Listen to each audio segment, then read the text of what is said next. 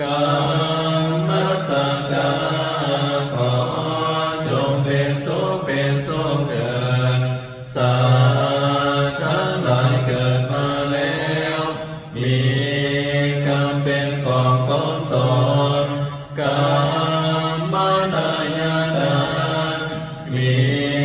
กรรมเป็นตายาทพี่น้องของตนกรรมโยนิมีกรรมเป็นบ่อเกิดของตนกรรมพันโธมีกรรมเป็นเผ่าพันธุ์มีกรรมเป็นที่พึ่งของตนกรรมปฏิสารโนยังกรรมังกริสามิเอาทำกรรมสิ่งใดไว้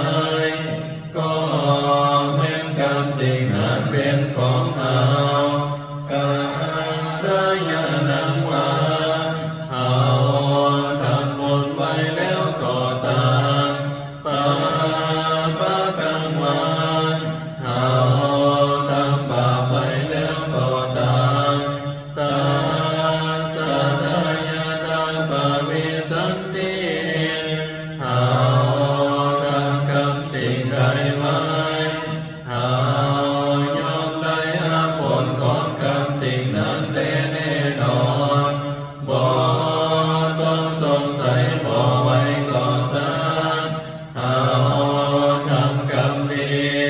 ก็เม็ดได้รับผลดีถ้าเอาทำกรรมบ่ดีก็จะได้รับผลสนองตอบสิ่งบ่ดีบ่ต้องสงสัย